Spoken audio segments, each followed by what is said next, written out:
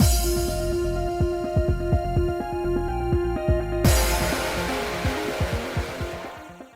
guys, it's Spaces Sims, and we are back with more Paradigm Paradox, continuing Ibuki's route.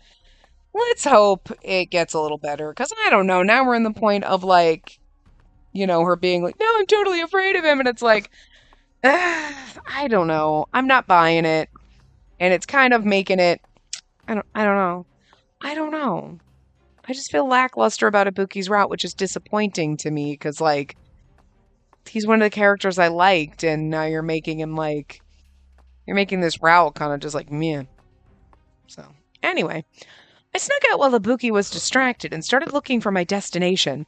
The house Rio was visiting yesterday. I had no idea who lived there, but I wanted to try and get some kind of information from them. I remember it being around here somewhere. There it is, that building over there. That was the spot where I saw Rio talking to someone. I wanted to see who lives there, but I hesitated, and then Ibuki interrupted me. But the second I started toward the building... Hey. Why is Ibuki here? Because he follows you. I turned to see Ibuki standing there, nonchalant as always. What are you doing out here? I was just taking a walk. I was looking for areas that might be good for Lizzie's rehabilitation once she can get up. He couldn't know the truth. I had to lie. I see. In that case, there's a nice easy path over there. I'll show it to you. Ibuki reached casually for my hand, but I yanked it away and stepped back. You'll show it to me? Thanks, so it's that way? I do not want him touching my hand, so I started walking at a fast pace, wanting to get some distance between us. You're gonna make him grab us and, like, slam us up against a wall, and that'll be hot, so I'm okay with that. One evening, a few days later, something smells good. What's on the menu tonight? Curry?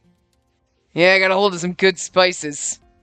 We went ahead and started eating already. Huh. She's not here yet? I already left. Took enough for two. Said she was going to eat in her room. Oh. You okay, Ibuki? You seem down. No, I'm fine. Only... Recently, it feels like she's been avoiding me for some reason. She won't have a conversation with me, and she won't look me in the eye. Sounds like classic avoidant behavior. Oh, so you think so too? Ibuki has a sad. I almost never see that. Pipe down, will ya? Why would she be avoiding me? Did I do something wrong? I sure as hell don't know. Just eat before it gets cold. And if you're so concerned, why not take a step back and watch it for a bit? At some point you'll find the right moment to swoop in and ask what's up. Right moment? You might be onto something. Thanks, Hyuga. I never expected to get such useful advice. Hell yeah! What are you getting all excited about? And was that meant to be a compliment, Ibuki? A watcher, huh? In other words, just observe her for a while, right? Okay, starting tomorrow I'll give her space, but I'll stick to the shadows. You can do it, Ibuki! And Hyuga, another bowl of curry, stat! If it's that good, you could just tell me instead of stuffing your face without a word. Poor Hyuga. Unaware of the conversation by the fire, I carried the dinner trays back to the room. I'm back, Lizzie! I got dinner! Woohoo! Thanks! Hey, you okay? You look pretty tired out. I'm okay. Just a lot on my mind, I guess. Getting food requires me to be on high alert. I have to fetch it early to avoid Ibuki, then dash back so I don't run into him. I just hope I can keep this up. I need to avoid Ibuki until Lizzie's strength returns. I sat down on the chair, nursing that hope, when Lizzie spoke up. Hey, for the past few days you've been going out in the afternoon, right? What do you get up to when you're out? Oh, right, that. I guess I'm scouting around, stuff like that, you know? Oh? Actually, I've been looking for secluded areas to practice my skills, just in case I needed to use them. I still can't hold my powers steady, but I've kept that quiet, so I don't worry Lizzie. Never mind that, though. Let's eat up before the food gets cold. I'd just be like, I'm practicing with my powers so I can protect you. You know what I mean? Like, you don't have to be like, it's because I'm useless and I can't use my powers. You just, you know, just try to strengthen my skills, girl. You're right. Let's dig in.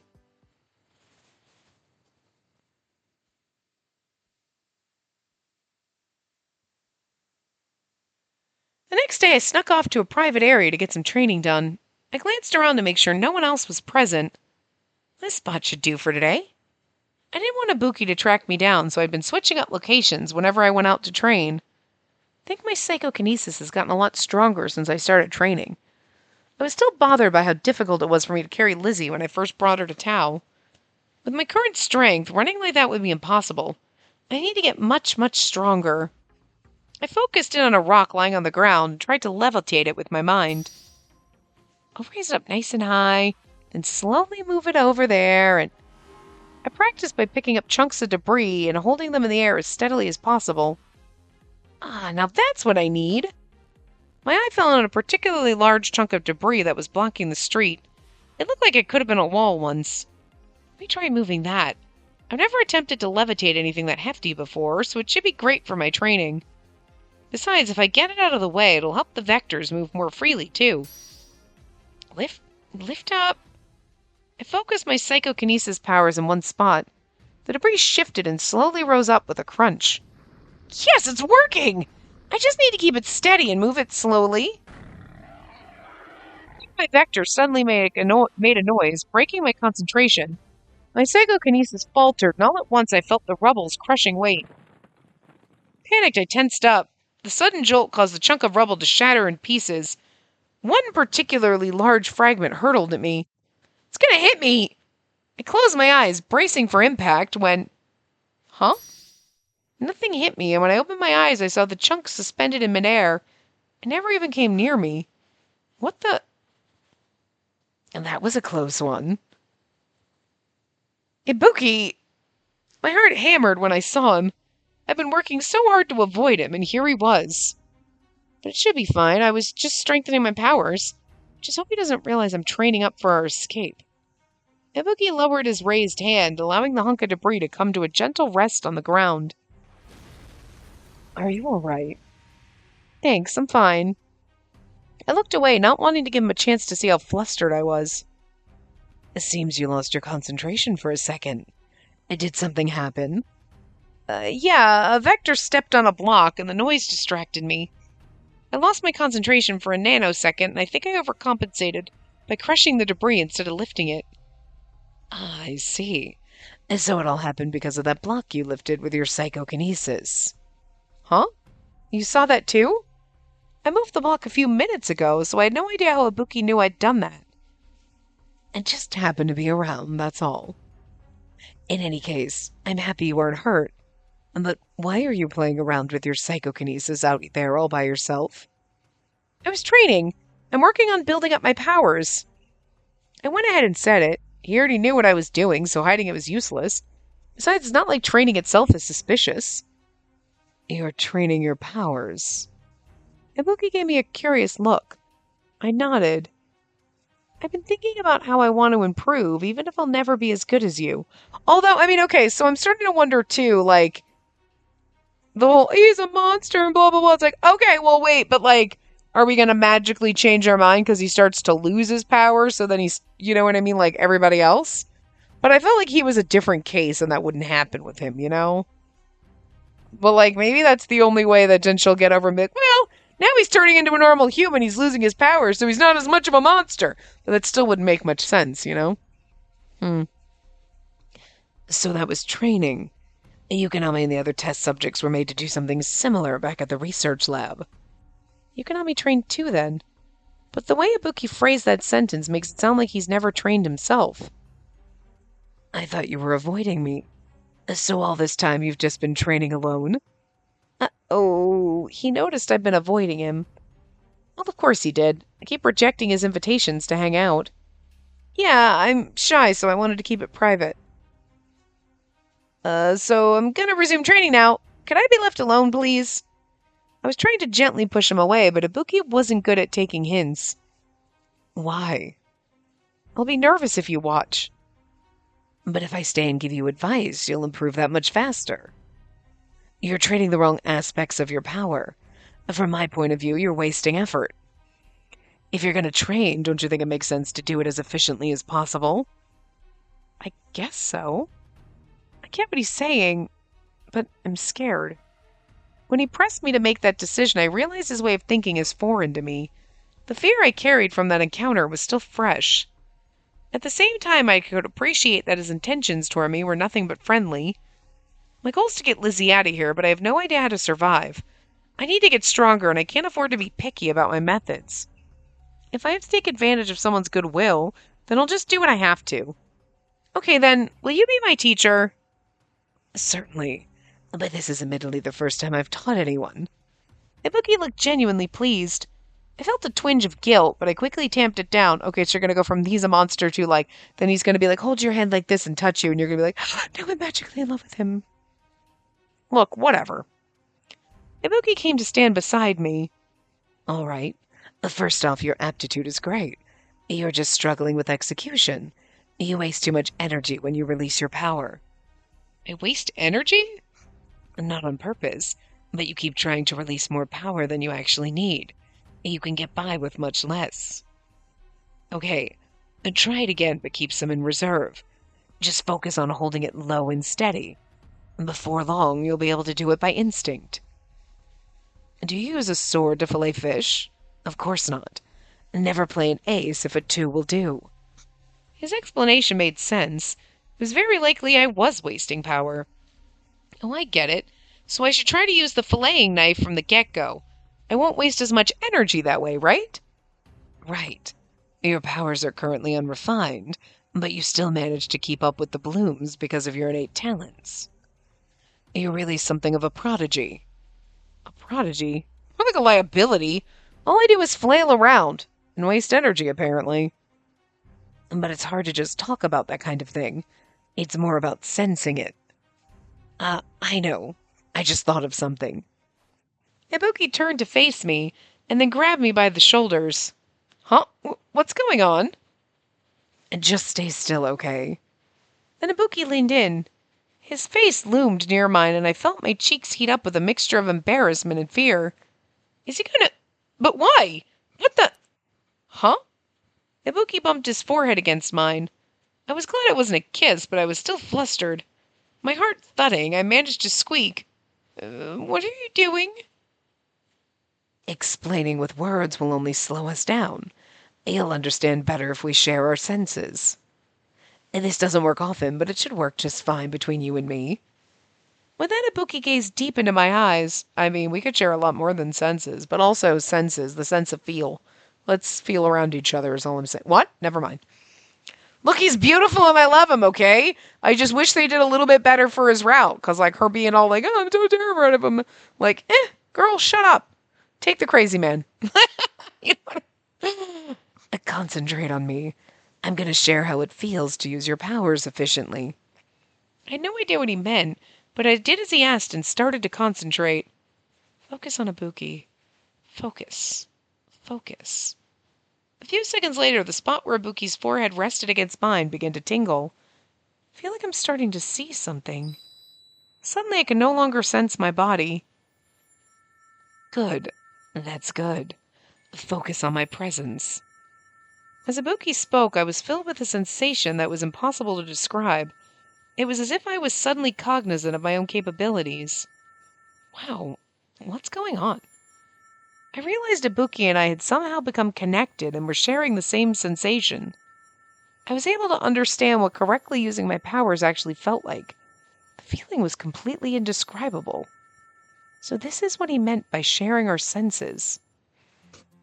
I finally understood the sensation Ibuki had attempted to describe. He seemed to realize as much and pulled away. What do you think? Did you feel it? Yeah, it's not something I can put into words.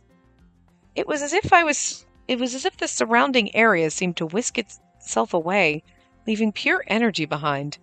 I get it. Thank you, Ibuki. I'm sure I can use my powers better now. I only shared the sensation with you. Your body hasn't really caught on to it yet. Keep practicing until you get it down. It's a difficult task alone, sure. But don't worry, I'm here to help. Oh, but I don't want to take up any more of your time. It's a pleasure to help you. Thanks. Ibuki gave me a big smile. I offered a stiff grin in return, one that was still filled with fear and anxiety. I wanted to stay away, but he wouldn't let me. I could only thank him awkwardly.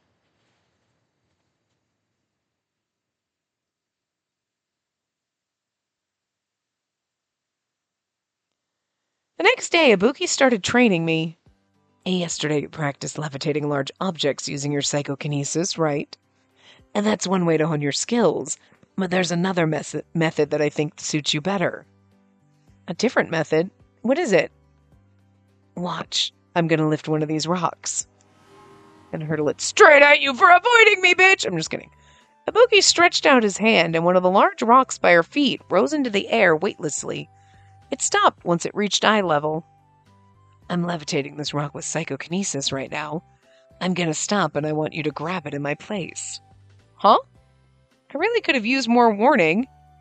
And don't let it fall, okay? The second he finished speaking, the rock started to plummet. Yeah, it's going down! I quickly called on my psychokinesis to keep the rock from falling to the ground. Then I gently raised it back to eye level as Ibuki had before. You caught me by surprise, but it turns out it's pretty easy to... I trailed off before I could finish the sentence. Huh? Holding the rock steady in the air like this is actually pretty difficult. Using psychokinesis to maintain a rock's height felt like a different kind of difficulty to lifting and moving objects around. It's tough to keep this steady. To keep this up, I feel like my nerves will start to fray. I think you have the right idea. There's no need to move large objects. It's hard enough to make items this size levitate and move, even in small increments. If you expend too little power, the item falls. Put in too much, and it breaks. Here's a good exercise. Levitate a rock this size and keep it near you all day. It's a great way to hone your power. All day? I was so taken aback by what Ibuki said, I accidentally let the rock tumble to the ground. Oh, it fell. And too bad. It's harder than I thought. I never knew this method of training even existed. It's the Ibuki method. To be honest, I've never done it myself either, but I had a feeling it would help. But didn't they teach you this stuff in the balloons? I don't know about the others, but they just threw me onto the battlefield to sink or swim. The commander's unreasonable request now felt like a cluster of distant memories. It sounds like a kind of disorganized group, eh? Anyway, I received basic training. They probably didn't have enough time to invest in me. I got a sinking feeling as I tried to make excuses. Ultimately, Ibuki was right. Right, I can't keep on fighting like a novice and relying on beginner's luck. Hey, Ibuki, I wanted to ask you something. What is it? Are there other abandoned colonies besides this one? I didn't ask out of simple curiosity. Lizzie and I needed somewhere to go when we left. Otherwise, there was no point to the escape. We can't return to Theta. I'm not even sure if we can trust the commander. If we went back to Theta, the researchers would scoop Lizzie up, turn her into a test subject. It's too dangerous. Other abandoned colonies? Why do you want to know?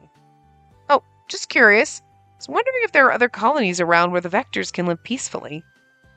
It was a shoddy excuse I pulled out of nowhere, but it was the right thing to say to Ibuki. It's very kind of you to show concern for the Vectors. There are other abandoned colonies here and there. They're small, though. The closest colony to this one is about 2 days' walk away, to the north. And there's another to the northwest, but that's about a 5-day walk. 2 days north, 5 days northwest. But I don't think the Vectors live anywhere else. They're contained to this colony. The Tau is pretty special that way. I see. Thanks for the information. If you're interested in the other colonies, we can go on a trip sometimes. Well then, shall we get back to training? If you keep applying yourself like this, you should improve in no time. Let's get back to that rock. Pick it up again and try levitating it for 10 minutes. Okay, thanks, Teach.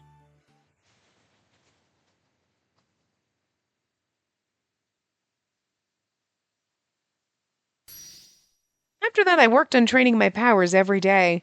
I learned to handle them better than ever under Ibuki's tutelage. Maybe Ibuki was one of those people who had an innate talent for teaching. But it was more than that. His close method of teaching made it easy to tell that he cared for me. To be honest, I actually found myself enjoying my daily training sessions with him. I sternly reminded myself not to let my guard down, but at the same time I couldn't deny that I felt increasingly comfortable around him. Then one day... All right, so today we're going to try levitating not just one object, but several at once, and for about an hour. Okay, I'll give it a shot. I found 4 rocks nearby and used my psychokinesis to lift them from the ground. I think I can manage one more. Another rock gradually lifted into the air, joining the 4 that were already afloat. My powers were getting stronger, but levitating 5 rocks at once, well, that took some concentration. It's a little tough, but I think I can... I was suddenly struck by a wave of dizziness. My concentration faltered, and the rocks tumbled to the ground as I swayed back and forth. Whoa there. Are you all right? Before I kneeled over, Ibuki reached out and wrapped his arms around me. Ibuki, sorry about that. I got lightheaded all of a sudden. You took on a bit more than you can handle. 5 rocks might be past your limit. You should probably stick to 4 for now. No point in overdoing it and ruining your health, right? Ibuki put his hands on my shoulders, guiding me to sit down. I intend to take good care of you. Ibuki's tendency to say strange things continued unabated. I lifted my head to show that I was okay. That was a mistake. I saw kindness in his deep eyes, but there was something else that terrified me. His eyes are the same as on that day. I was hit by the same fear that nearly overwhelmed me when he asked me to choose between humans and the Vectors. Was this his true nature? I can't do this. If I stay here any longer, I feel like I might find myself agreeing with Ibuki's point of view. Would it be okay if I skip training today? I'm definitely feeling a bit worn out. Sure. Let me escort you back to your room and you can get some rest there. No thanks, it's okay. I can find my own way back, so please don't worry about me. All right. Take care then. Okay. I waved to Ibuki and started strolling off, trying to act natural. Once I was a safe distance away, I hurried as fast as I could back to Lizzie. I can't be around him anymore. I need to grab Lizzie and escape.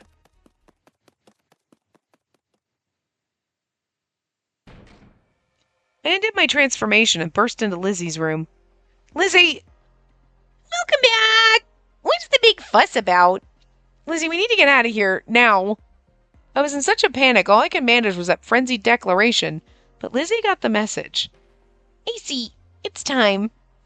I had already warned Lizzie that I wanted to leave, so she just nodded calmly.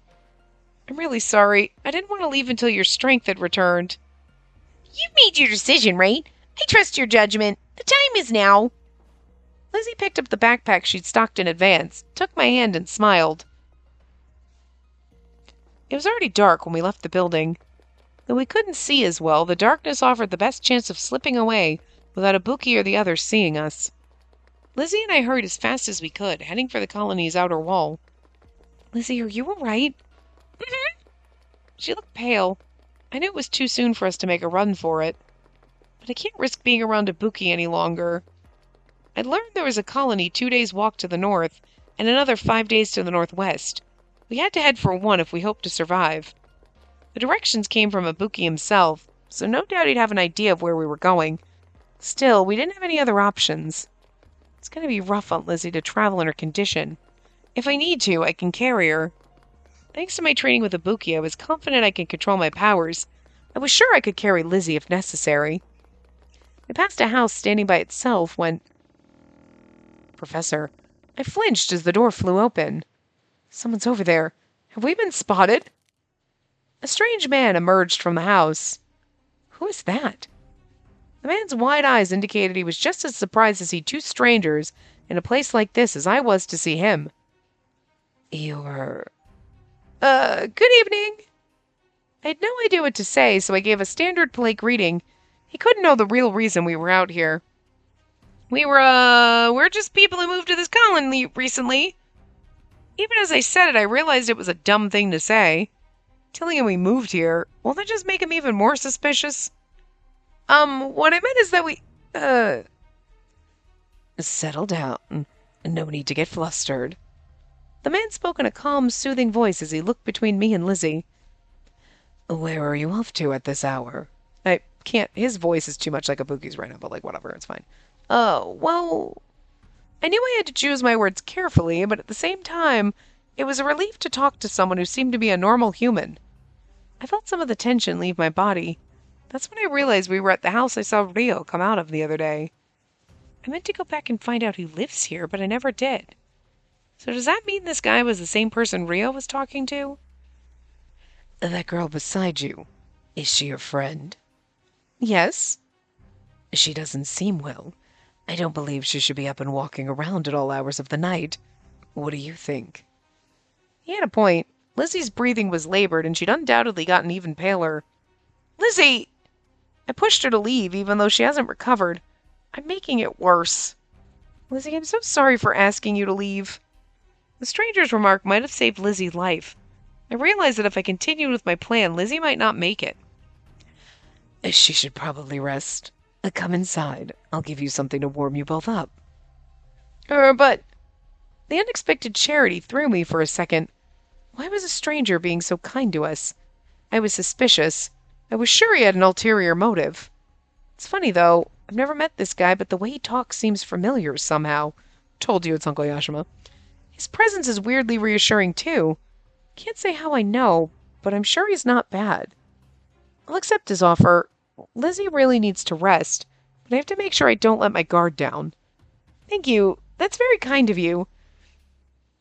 I took a chance and leaned on the kindness of the stranger who, for some reason, I felt close to. I mean, I'm pretty sure we were, like, the second he showed up, I was like, oh, he was probably, Huh? What was that? Those girls Ibuki brought here. Kind of business would they have with that guy? Yeah, whatever. Not my circus, not my monkeys.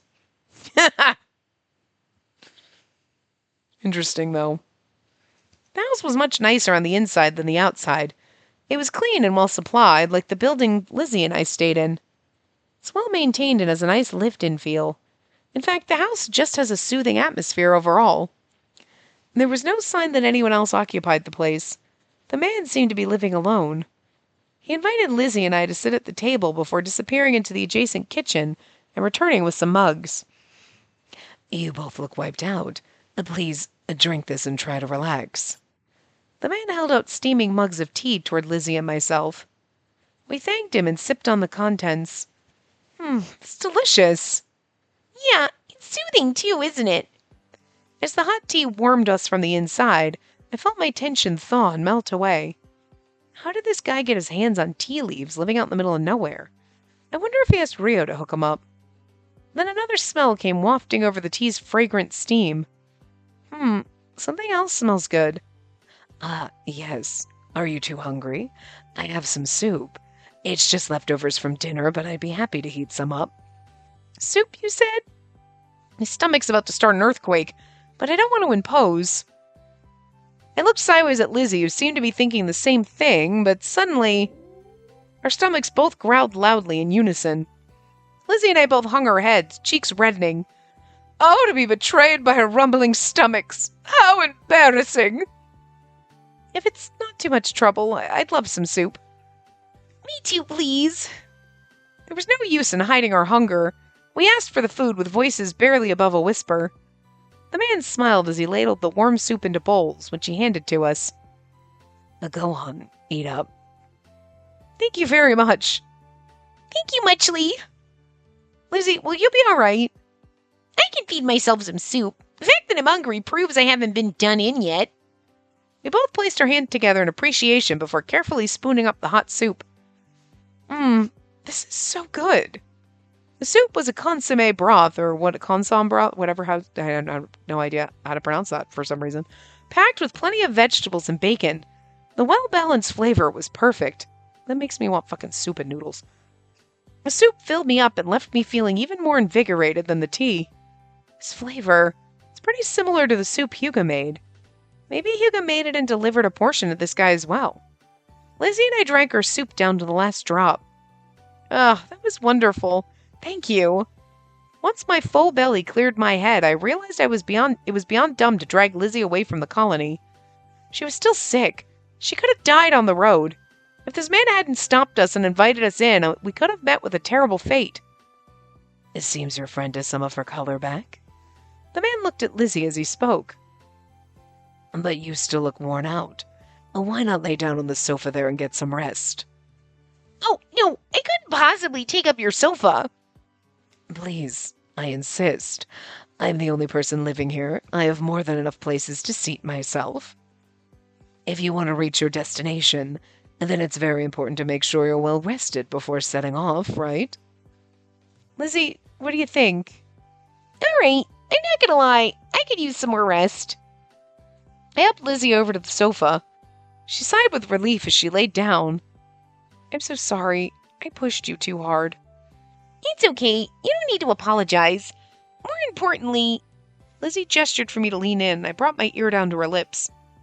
That fella seems okay, doesn't he? Lizzie kept her voice low so the man, who was across the room, couldn't hear. Maybe you can unload a bit about what's been troubling you. I'm just saying I have a feeling we can trust that guy, that's all. Yeah, I feel the same way.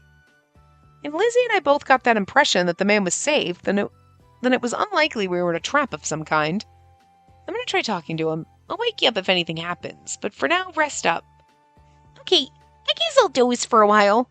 Now that I've stretched out, I do feel pretty sleepy. Lizzie's eyelids drooped as she talked, and she nodded off. Moments later, she was snoring gently. I took the blanket that was balled up at the end of the sofa and covered Lizzie with it. Then I returned to the man. Thank you for letting us rest here. I really appreciate it.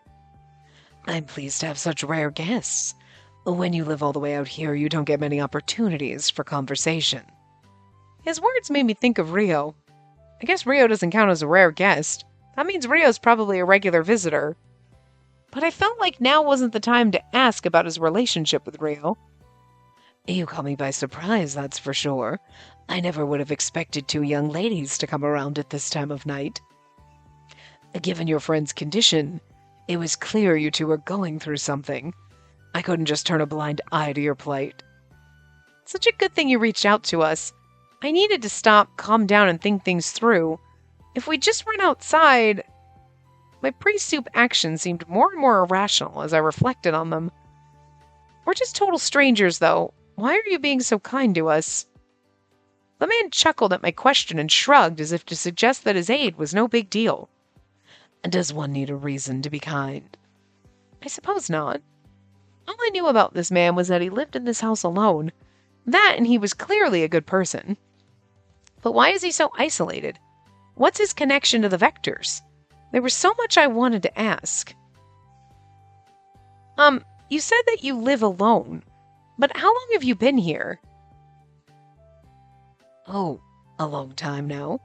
I'd say a few decades at least. A few decades. So he'd been around for a while, and then some. I moved on to my next question. I think I saw you once before. You were talking to Rio Tomatsuka. What was he doing here? He helps me out with this and that. He delivers groceries and other essentials. He also keeps me abreast of what's going on in Theta. Are you friends with Ibuki and the others? What about the Vectors? No, not particularly. But I know them. I know who they are. And that's actually why I'm living here. I knew it. Anyone living out here had to be holding on to important information. So you know how the Vectors came about and all that? The man nodded slowly. They were born of failed experiments. Living proof of humanity's sins. I just found out recently myself. About how the Vectors came to be, I mean. The man's calming aura made it easy to loosen up and release the burden that was everything I'd been carrying inside me. It's almost too terrible to believe. Failed experiments turning humans into Vectors. I never even knew it was happening. And then they drove the Vectors out, made people hurt and kill them. They had no right. And then there's my part in all this. Now I was riled up and just wanted to continue ranting. But then I realized I only had a vague idea of what had really happened. I fell silent and pressed my lips together. The man studied me. What did you do? I... Someone told me I was a special child, but when I think back on everything, no one ever told me exactly what was going on. I decided it was a good idea to stop talking. This man seems like a good person, but I shouldn't discuss my parents with him. I don't even know what the experiments were about. The man watched me for a while as he sat quietly. Eventually he spoke. Spacey, I think it was fate that brought you here now. I somehow knew he was going to say my name, and we've never told him what our name is. Fate? Ibuki said something about fate, too. Wait a second.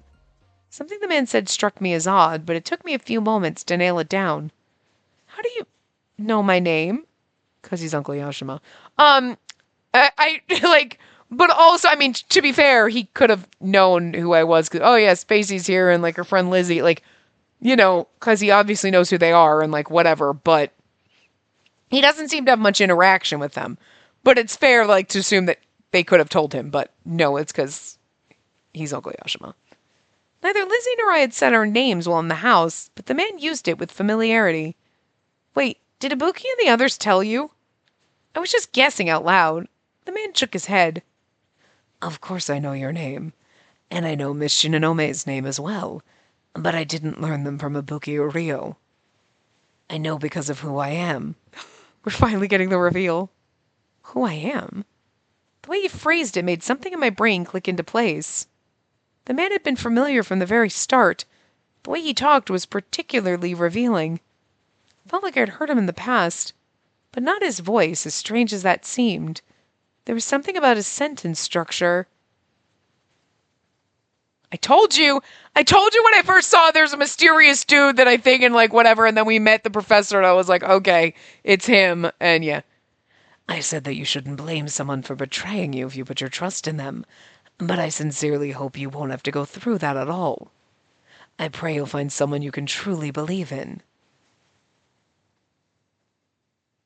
My lips trembled as the realization slowly dawned on me.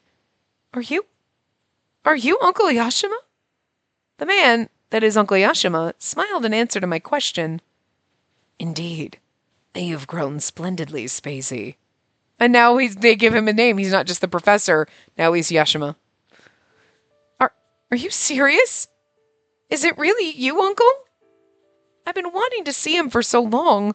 I was so overwhelmed I couldn't speak. This is actually beautiful and heartwarming. I love it. I mean, we knew, but to be fair, they make him look so fucking shady and evil, like in the credits, like in the opening segment, like he just has this evil gleam in his eye. But when you meet him in Yukonami's Right, you're like, he seems kind of nice, and even now he seems kind of nice, so I don't think he's evil. I think they want you to think he's evil. You know what I mean? But like, how interesting that I found his way of talking and mannerisms so comforting. I must have subconsciously made the connection thanks to those emails. Uncle Yashima, jeez, this is such a shock. I don't even know where to start. I've been thinking forever about what I'd say to you if I actually got to meet you. Oh, I'm just so happy. I'm happy too. I never thought we'd meet under these circumstances, though. My heart beat fast with the joy of bumping into someone I thought I'd never meet. At the same time, I had a few nagging doubts. But what are you doing here, Uncle Yashima? To explain that, I'll have to go back to the start of everything. And that means talking about your parents. I'm sure you're curious about them. My parents? Are you ready to hear it all? Honestly, I'm a little afraid. When I found out my mom and dad were test subjects, it really hurt. But if I want to know anything, I have to be willing to know everything. I can't live the rest of my life with only half the picture. Tell me everything you know, Uncle Yashima. Uncle Yashima nodded, detecting my resolve. He cleared his throat and began. Well then, where to start? Well, it all happened long ago, that's one thing I can tell you. I used to be a scientist in the research district. I specialized in genetic engineering, so I was in charge of Project Environmental Adaptation. Enviro adaptation is so stupid still. Humankind's very survival depended on our work, and the Theta elite who were privy to the project expected great results. As the scientist in charge of the project, I had a lot of people under me. One was a newcomer named Misaki. Misaki? Wait, no. Do you mean the commander? It never crossed my mind that Uncle Yashima and the commander could be connected, much less as a boss and subordinate. What we knew from Yukonami's route that they knew each other. It's a small world after all. Like, really small. I mean, you live in a tiny bubble on a giant dead planet, so yeah, it's small. That's just what happens when everyone lives inside the colonies. But anyway, to continue. Project Environmental Adaptation was a glorified experiment at best. We were groping in the dark. Previous attempts to improve the environment's harsh conditions always ended in disappointment. This project was supposed to turn that around. On the surface, the methods appeared to be more of what had been tried before. In reality, we were doing experiments to manipulate the human genome. We hoped to make genetically modified humans who could live outside of sheltered colonies. And that's about as far as Ibuki's filled you in, correct? Yeah, Ibuki said my parents were test subjects for that research. Right. I won't bore you with the selection criteria, but simply put, they had their genes altered before birth in hopes they could endure the environment. It was inhumane. Believe me, I understand that now. Uncle Yashima looked stricken, clearly haunted by lingering regrets. Tampering with genes, stealing innocent people's right to live a happy, normal lives, and discarding the failures, vectors like refuse. It's abhorrent. I wanted to back out of the project, but I was forced to continue. It's a painful burden, but it's one I deserve to bear for my sins. I would try to erase my guilt by telling myself the vectors were never human to begin with. I was in utter denial. It sounded terrible, but I didn't blame Uncle Yashima. After all, what could one person do? The research was supposed to help humankind, but all it did was leave behind twisted, broken lives. It was the picture of devastating futility. I tried to turn my back on reality, but something happened that saved me. Successful test subjects were eventually born. Their existence was extremely heartening. It was living proof to us researchers that our work was not in vain. 2 particularly successful specimens stood out. They were your parents. My parents? My fists clenched when they were brought up. They didn't have human names. They were assigned codes, subject T060 and S474. They weren't even given human names. So Ibuki was telling the truth. Thinking about the degradation made my blood boil. So, okay, so maybe like, I'm gonna run and Ibuki scared me. Now we're like, now I'm understanding more of his perspective. And, okay, so, alright. Okay, alright, fine, sure. It's, like, not really the... It's fine. It's fine. They're doing what they can do in the short period of time as opposed to, oh my god, I'm terrified. Actually, I love him. But if you're understanding his perspective and now maybe it's like, okay, he's less of a monster than I'm thinking because now I see just how bad it really was for him, then okay, I can kind of get behind maybe what they're doing and maybe it makes a little more sense than the way it seemed to in the last part. I gradually grew close to them. It felt strange to identify friends with numbers, so I gave them names. From now on, I'll call you Togo and Sana. T060 and S474, or whatever it was. Yeah, okay. Togo? Sana? Sana! I got Togo from your code, T060. And Sana is from S474. I know they're not particularly creative names, but I hope you enjoy them. Togo, huh? Togo, it's a good name. Sana! He gave me a name! Sana! I'm so happy! I don't know how old they're supposed to be when he's naming them, but... Hey, Togo! Say my name! Sana! Feels weird to even say it. Aw, don't get bashful on me. We're gonna use our names from now on. All day, every day. Because I don't know if they were kids or adults at the time. They liked their names a lot. I see. Thank you for naming them. Hearing that it made them happy makes me feel better. Togo and Sana were called Generation 1 to indicate they were amongst the few successes born since the project's start. They showed exceptional promise. On test runs, they survived for hours outside the colony. They exhibited phenomenal superpowers as well. I latched onto that sentence. Hold on, superpowers? My parents had them too? Ibuki left that out, did he? In actuality, they're not really superpowers.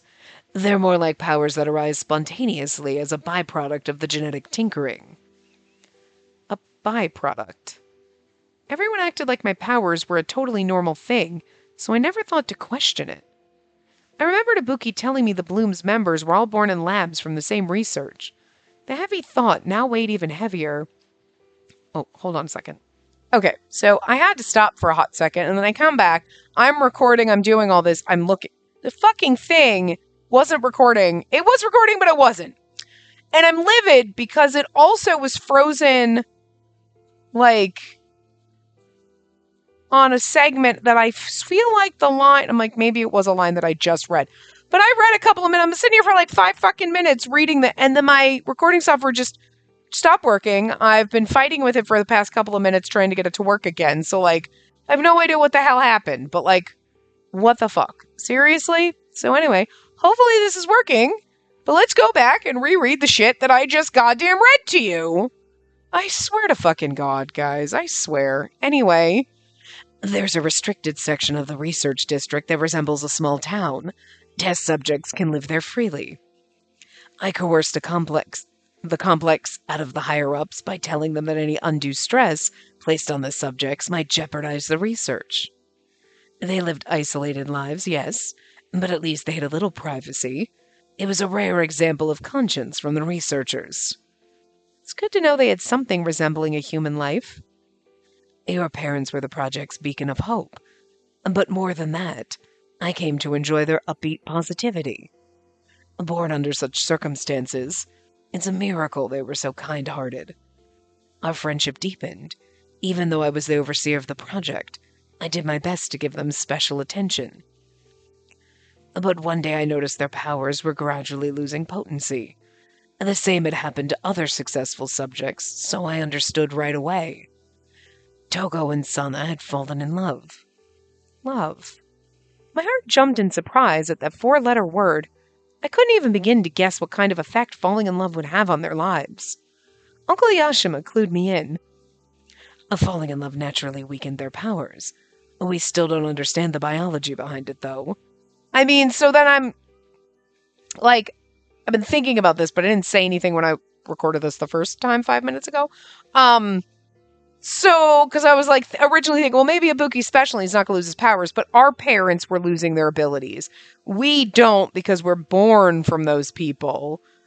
But, like, unless Ibuki was also born of people who fell in love in the lab, like my parents, he would still be because, like, he would still lose his abilities because, like... Ayumu and Tokyo were also subjects like my parents, injected. They weren't born in the lab, but they were injected being at fetuses, right? No different than my parents in a way, and they still lost their powers when they fell in love. So, like, we don't really know yet Ibuki's circumstances, but anyway. I was reminded of something the commander told me when I joined the Blooms. Also, any romantic funny business is strictly forbidden. It might get in the way of your duties as part of the Blooms. So it had nothing to do with getting in the way of our duties. It was about our powers being weakened, and I pointed this out. He's not lying. Your weakening powers do get in the way of performing your duties as one of the Blooms. So technically, he didn't really lie. He just didn't explain the whole truth. Did they separate my mom and dad then? The researchers were callous. Surely they tore my parents apart. But Uncle Yashima responded to my worried look with a reassuring smile.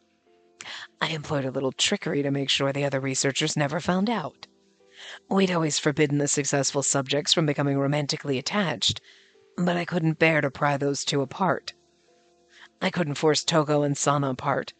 I was too deeply connected to them, but that's not all. Uncle Yashima trailed off for a moment, a pained look crossing his face. Generation 1 had brutally short life expectancies. That had already become very clear. Short life expectancies? Generation 1 superpowers, once activated, were a huge strain on their bodies, and they started breaking down very quickly. Those two, they were test subjects born in a lab. The only free choice they'd ever made was to fall in love, or was to love each other, sorry. I couldn't take that away from them. So, what happened to them? They were happy together for a little while. I used my position to ensure they could be together. I personally conducted the research on Togo and Sana. I handled all the data myself. And I subtly gave them as much freedom as possible. I was careful so the other researchers never noticed a thing. Their lives were so short. I just wanted to give them what happiness I could. But one day... It's pretty funny. Yashima, I need your help with Sana. What's wrong? You look troubled. Thing is, I think I'll tell him. It seems... Well, Sana seems to be pregnant. What? Are you sure? And then Yashima's like, I was allowing you guys to fall in love. I didn't know you were going to get freaky. Jesus, guys. This has got to be awkward for him. He's like, I mean, I understand but this is embarrassing to talk about. I think so. I'm sorry, Yashima. I'm causing so much trouble. No, I'm the one at fault. You did nothing wrong, Sana. I think this is roughly around the point where I realized everything was, not working. I mean, to be fair, they're both at fault, but also they did nothing wrong. It's totally okay to express your love to each other, but at the same time, you're not supposed to fall in love, so, loophole here. Both of you stay calm. No one's at fault for anything. Anything at all. Yeah, but did you see the sweat in his face? He's like, the fuck am I gonna do? They were a man and a woman in love. In the back of my mind, I always figured something like this might occur. I agreed with Uncle Yashima. They loved one another, so it was natural. Not wrong at all. Exactly. But also, but you're not even supposed to be in love, guys. Simmer down. But, here's the thing. They're not supposed to be in love. You're I'm just gonna turn a blind eye just so you guys can be happy. What are you gonna be doing? Dishing out condoms and birth control? You know what I mean? The other researchers will be like, excuse me, why? No reason! They're not in love or anything. That's silly. What are you talking about? You know what I mean? So, you're gonna have to figure, well, eventually. But because of that, it became considerably more difficult to hide the relationship from the other researchers. Togo and Sana's powers deteriorated to nothing, and everyone would soon discover why. So I came up with a plan to help them escape before Sana's growing belly gave them away. Masaki lent a helping hand too. Well, okay, so I wasn't wrong when I said maybe the commander's the one that helped our parents escape. He wasn't exactly, but he also wasn't not. So, sorta, yeah. The commander? Masaki noticed that I was what I was planning and offered to assist us. See, I've always known the commander wasn't a bad dude. He looks, the look on his face, the look of disappointment on his face right now. He's like, God damn it. I love him so much. Yashima, how could you leave me out of such an epic plan? I'm hurt. Listen, I've been disillusioned with this project for ages. Let me help you out. There's no way you can pull up such a grand scheme all by yourself. By yourself anyway. Lean on me. You won't regret it. There's a part of me that wants to, just rag on poor fucking Masaki and be like, and then he regretted it greatly. But, oh, stop. I love the commander because he's kind of a dope. You know what I mean? You're he's kind of an idiot, but also he's really not. He's a genius, but he acts like a big dumb idiot sometimes, and you're he's kind of a lovable idiot. He's a goofball is what he is. He's a genius goofball. You know what I mean? So, you kind of underestimate him. And I'm sure she does and everybody else does, but, he's just doing his best, to fly under the radar at this hellhole that he works at. If this all goes south, our heads will surely roll. Are you certain, Masaki?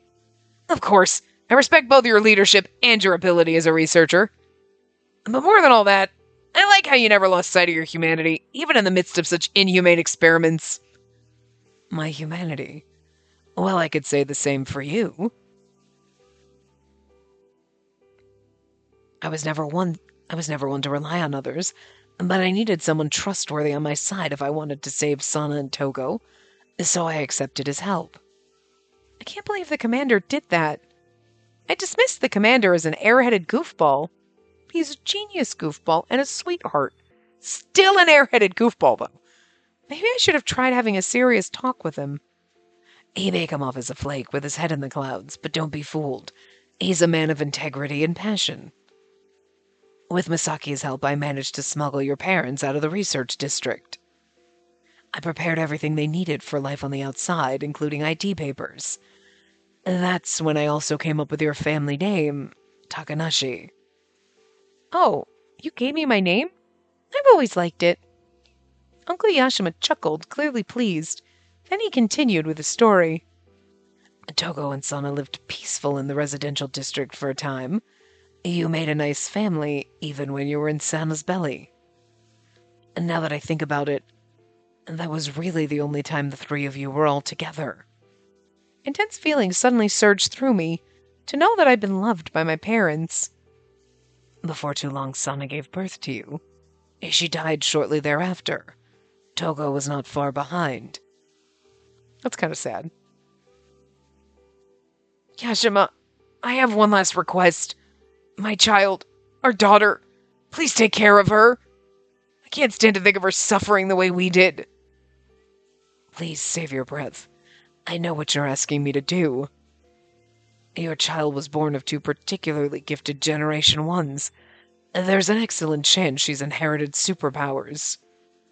I've no doubt the other researchers would regard her as a valuable test subject, as they did both of you. That's what troubles you, correct? Well, I will not let that happen, so please rest peacefully, Togo. Thank you, Yashima. I want our child to live free. I agreed to honor your parents' last wishes. I made certain you were raised free and safe. Dad, I never met my parents, but knowing I'd been born into a loving family made me so happy. My eyes welled up with tears. So the thing is like when Misaki was like, I just kind of knew she was going to have powers. See, I was on the ball. He goddamn knew because he's like, yep. I just had a hunch about this one. He's like, fuck. He knows exactly who we are, you know? I did what I could to stay true to them. Of course, it took some crafty work to make sure the higher-ups never got wind of you. None of the other Generation 1s had children, so I knew you'd have to be tested for superpowers very thoroughly. But the test revealed no powers whatsoever. That came as a huge relief because I knew it'd be possible to raise you as a normal child. Superpowers or no, a child of two Generation 1s would have drawn attention. But I was a researcher too, and I knew how to hide things from them. I had to ensure your identity remained a secret. I told everyone you were an orphan who'd been entrusted into my care. I sent you to an orphanage and then moved you to the academy dorm. As soon as you were safely hidden, I stepped down as the project's overseer.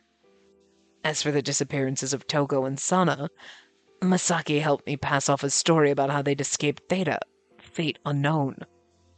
I felt a wave of gratitude toward the commander.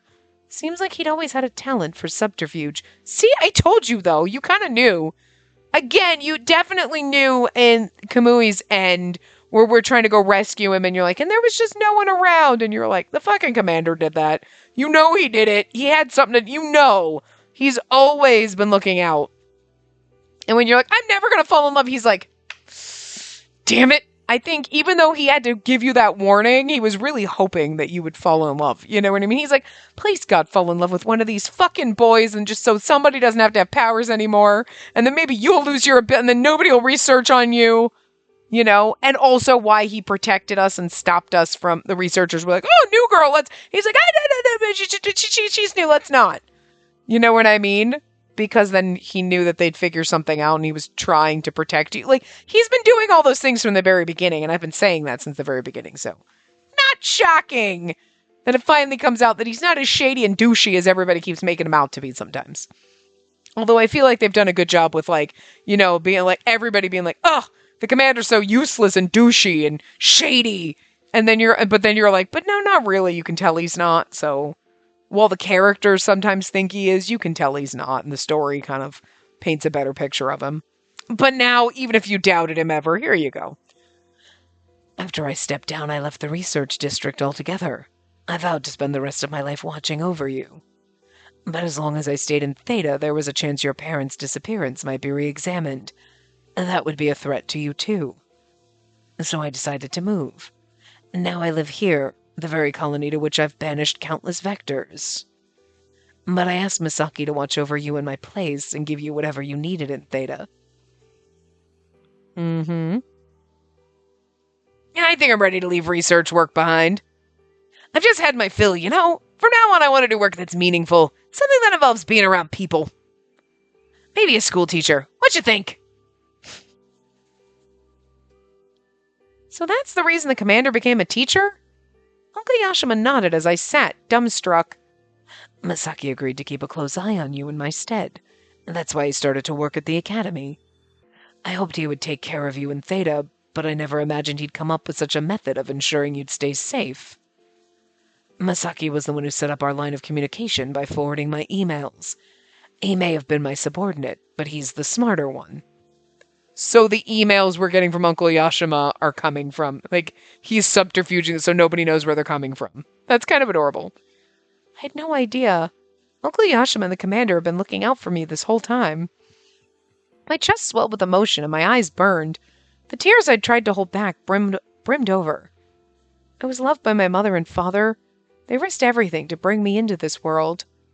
My parents, the commander, Uncle Yashima, they always made sure I was taken care of. I had no idea how blessed I was. Thank you, Uncle Yashima. But Uncle Yashima shook his head, a sad look on his face. But we weren't able to protect you. We couldn't stop your superpowers from awakening. You were born with the genes necessary to use superpowers, yes, but those genes should have remained dormant. When you were scratched by a vector, however, its genetic material entered your bloodstream and sparked those latent genes. That's why my powers came out of nowhere. Everything was making sense now. My ability to use superpowers was passed down from my parents.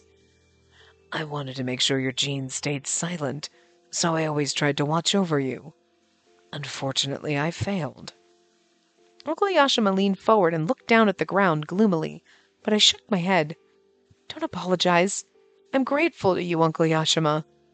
My own reckless behavior is what led me to getting attacked by that vector. And really, these powers of mine, they're not all bad. It was my powers that allowed me to save Lizzie, and they led me here where I finally discovered the truth about myself. I know my mom and dad wanted to keep me from all this, but it's already brought me some good fortune. You have to take the good with the bad. Uncle Yashima's eyes widened as my words sank in. He straightened himself and smiled. You're free and living on your own terms. That's exactly what your parents wanted for you. Looking at you now, I think Togo and Sana would have been very proud. Thank you. My chest filled with a fuzzy warmth. It felt like my parents were praising me themselves. I never thought I would get to see you smile like this. It's like living in a dream. I guess fate isn't always cruel. That said, it's a shock to see you here. You seemed like you were in a panic. What happened? I hesitated for a moment, unsure if I should discuss the matter. Then I realized there was no longer any reason to hide anything from Uncle Yashima. It's Ibuki. He's frightening me. He helped me save Lizzie. He even gave her the antibody shot to prevent her from turning into a vector. He says he knew my parents, and he says he met me when I was a baby, too. But then he started asking who deserves to live in this world more, humans or vectors, and he wanted me to decide. That's when I started getting scared. I mean, there's no way I can make that kind of decision. I'm not a god. How can I make a choice that involves so many lives? I see. Ibuki said that, did he? That's when I decided to ask something that had been on my mind since Ibuki and I talked. Ibuki said that I was a special child. Is it because I'm the child of a generation of Generation 1s? I'm not special. Must I give him an answer? I think I'm not special is the right answer.